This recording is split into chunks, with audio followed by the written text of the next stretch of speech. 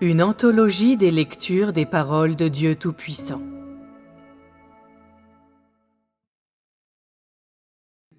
Ceux qui obéissent à Dieu avec un cœur sincère seront sûrement gagnés par Dieu.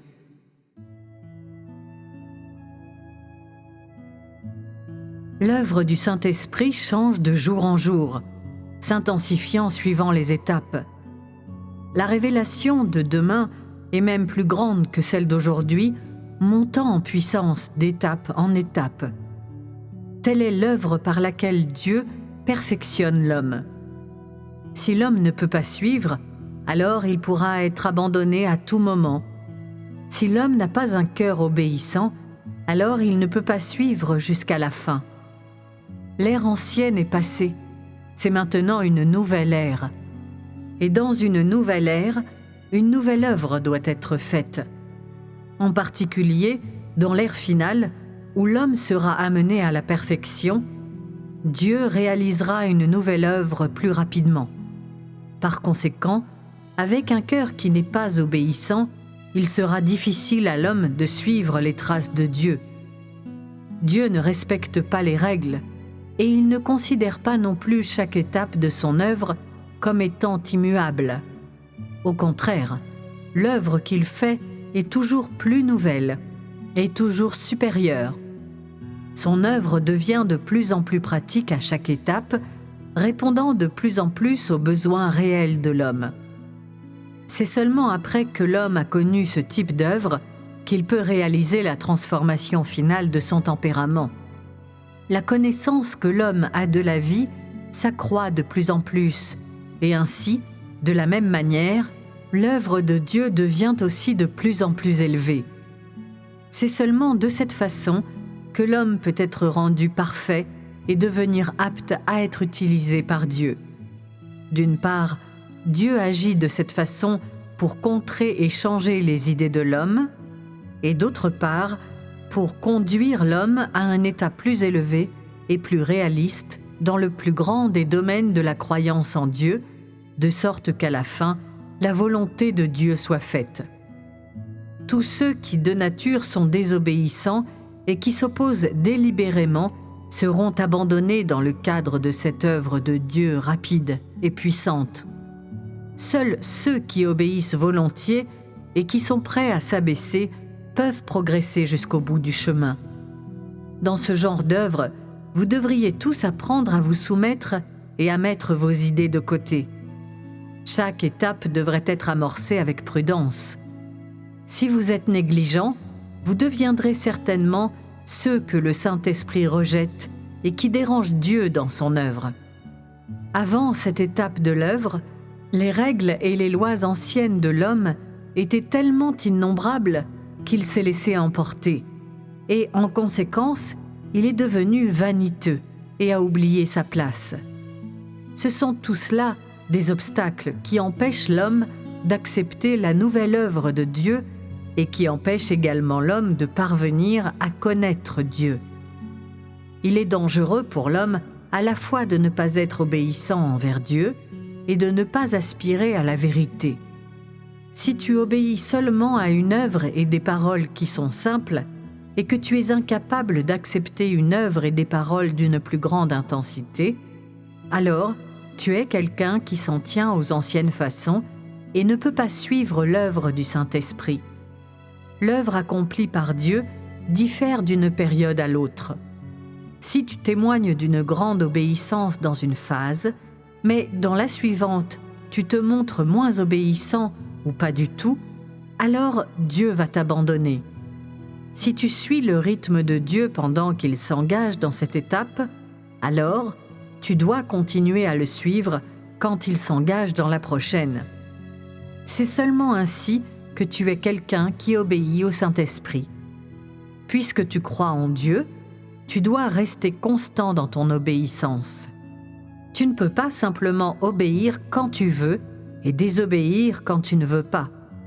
Dieu n'approuve pas une telle obéissance. Si tu ne peux pas suivre le rythme de la nouvelle œuvre sur laquelle j'échange et continue de t'accrocher aux anciens dictons, alors comment peut-il y avoir du progrès dans ta vie ? L'œuvre de Dieu est de te soutenir par sa parole. Lorsque tu obéis à ses paroles et les acceptes, alors le Saint-Esprit travaillera certainement en toi. Le Saint-Esprit œuvre exactement de la façon dont j'en parle. Fais comme je l'ai dit, et le Saint-Esprit va œuvrer rapidement en toi. Je libère une nouvelle lumière pour que tu vois et pour t'emmener dans la lumière du temps présent. Quand tu marcheras dans cette lumière, le Saint-Esprit travaillera immédiatement en toi. Certains pourraient être récalcitrants et se dire « Je ne vais tout simplement pas faire ce que tu dis ». Alors, je te dis que c'est ici que la route se termine pour toi. Tu t'es asséché peu à peu et tu n'as plus de vie. Par conséquent, en subissant la transformation de ton tempérament, il est très important de suivre la lumière actuelle. Le Saint-Esprit n'œuvre pas seulement en certains hommes qui sont utilisés par Dieu, mais encore plus dans l'Église. Il pourrait œuvrer en tout homme. Il peut œuvrer en toi maintenant, et après que tu l'as vécu, il peut travailler en quelqu'un d'autre ensuite. Hâte-toi de suivre. Plus tu suis la lumière actuelle de près, plus ta vie peut mûrir et grandir. Peu importe le genre d'homme qu'il est, tant que le Saint-Esprit travaille en lui, assure-toi de le suivre. Saisis bien ces expériences à travers les tiennes et tu recevras des choses encore plus grandes. Ce faisant, tu progresseras plus rapidement. C'est le chemin du perfectionnement de l'homme et un moyen par lequel la vie grandit.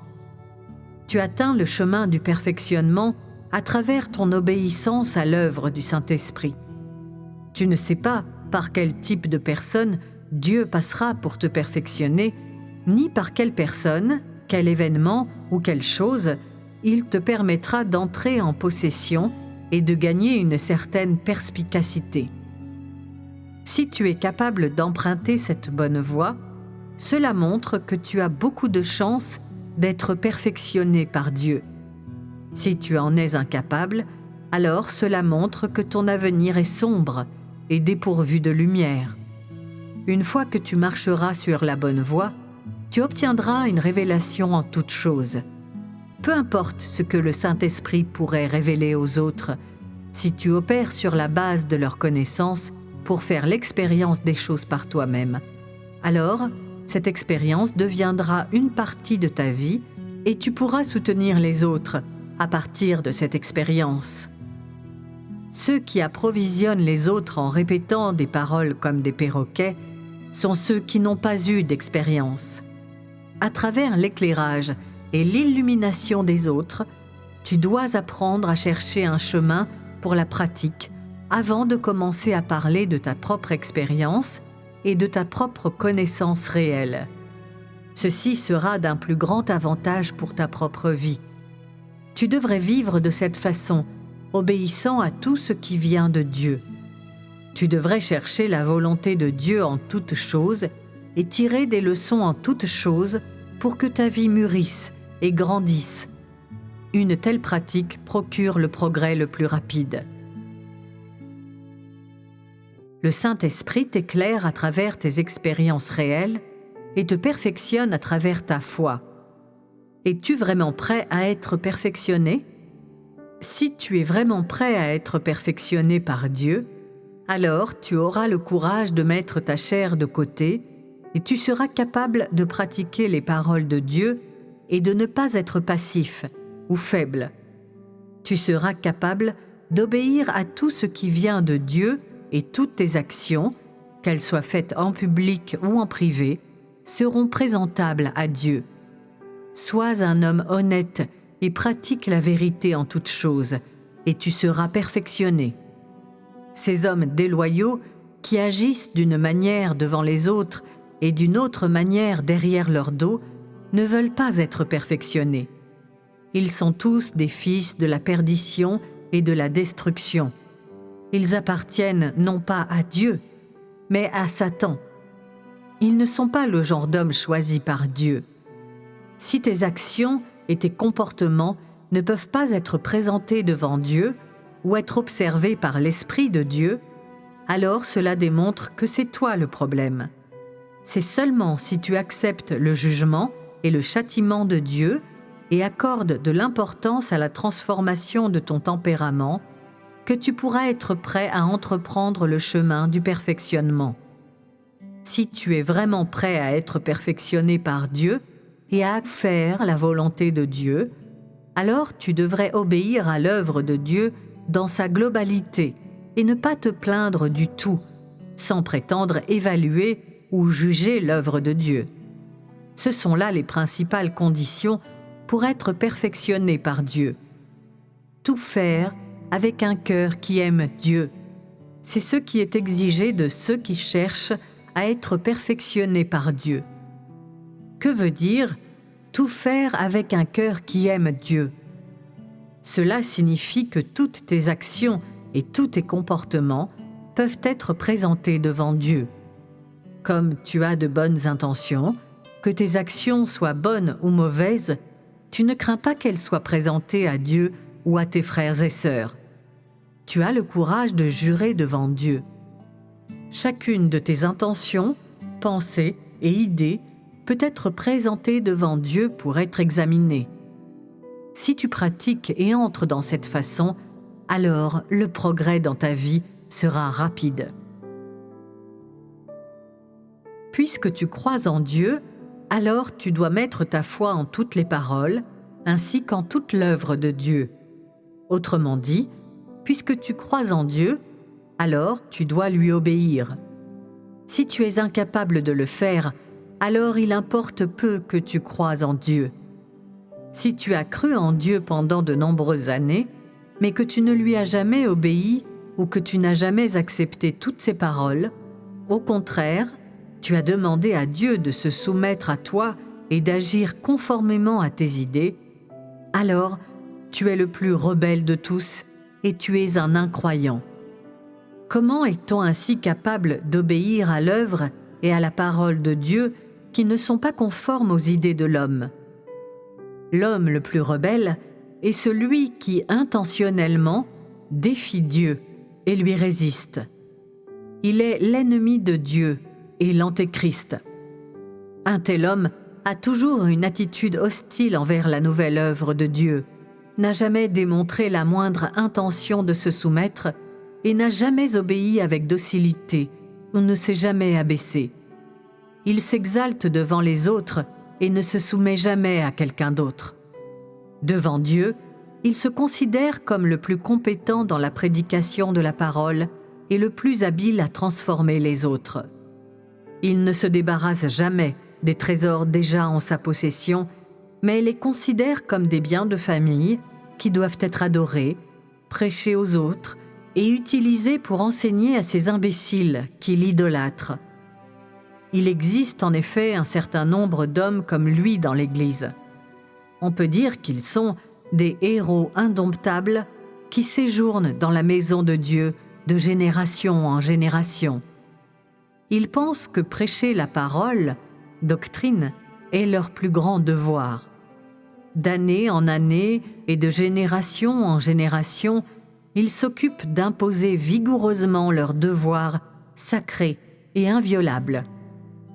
Personne n'ose les toucher et personne n'ose les réprimander ouvertement. Ils deviennent des rois dans la maison de Dieu, déchaînés et agissant tyranniquement d'âge en âge. Cette bande de démons cherche à se donner la main et à détruire mon œuvre. Comment puis-je permettre à ces démons vivants d'exister sous mes yeux? Même ceux qui n'ont qu'une demi-obéissance ne peuvent tenir jusqu'au bout. À quel point encore moins ces tyrans qui n'ont absolument aucune obéissance dans leur cœur. L'œuvre de Dieu n'est pas facilement acquise par l'homme.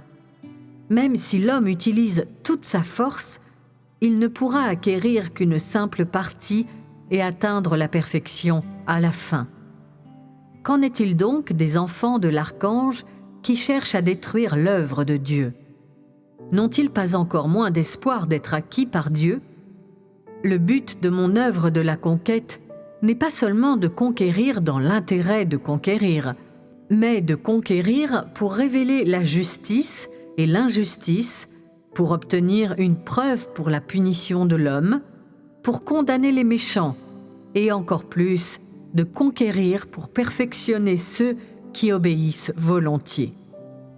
En fin de compte, tous seront séparés selon l'espèce, et tous ceux qui seront perfectionnés verront leurs pensées et leurs idées remplies d'obéissance. C'est l'œuvre finale qui doit être complétée à la fin. Ceux qui seront remplis de l'acte de rébellion seront punis, envoyés brûler dans les flammes et seront maudits à jamais.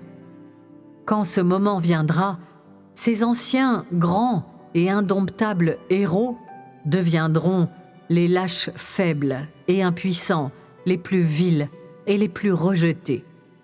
Cela seul peut illustrer tous les aspects de la justice de Dieu et révéler son tempérament qui ne tolère aucune offense de la part de l'homme. Cela seul peut apaiser la haine dans mon cœur.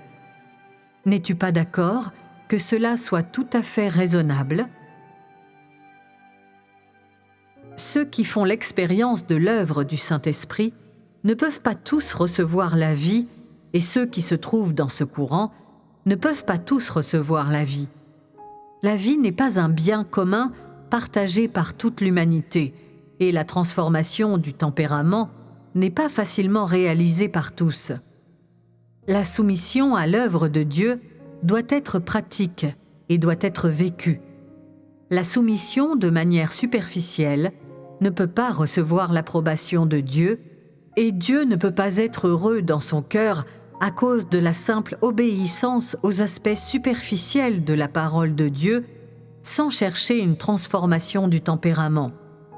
L'obéissance à Dieu et la soumission à l'œuvre de Dieu sont une seule et même chose.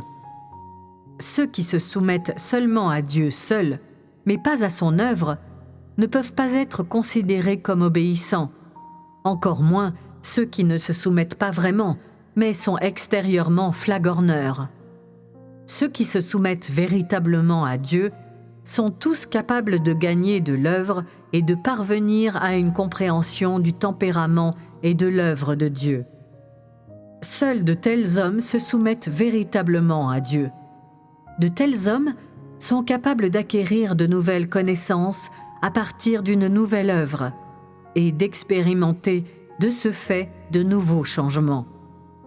Seuls de tels hommes ont l'approbation de Dieu. Seul ce genre d'homme est perfectionné et a subi une transformation de son tempérament. Ceux qui sont approuvés par Dieu sont ceux qui se soumettent volontiers à Dieu, ainsi qu'à sa parole et à son œuvre. Seul ce genre d'homme est dans le droit chemin. Seul ce genre d'homme désire Dieu sincèrement et cherche Dieu sincèrement. Quant à ceux qui parlent simplement de leur foi en Dieu, mais en réalité le maudissent, sont des hommes qui se masquent, qui produisent un venin de serpent, les plus perfides des hommes. Tôt ou tard, ces vauriens verront leurs ignobles masques arrachés. N'est-ce pas là l'œuvre qui est accomplie aujourd'hui? Ceux qui sont méchants seront toujours méchants et n'échapperont jamais au jour du jugement. Ceux qui sont bons seront toujours bons et seront connus au terme de l'œuvre. Pas un seul des méchants ne sera considéré comme juste, ni un seul des justes considéré comme méchant. Pourrais-je laisser aucun homme être accusé à tort? Au fur et à mesure que ta vie évolue, tu dois toujours avoir une nouvelle entrée et une nouvelle vision plus élevée qui grandissent en profondeur à chaque étape. C'est ce en quoi toute l'humanité devrait entrer.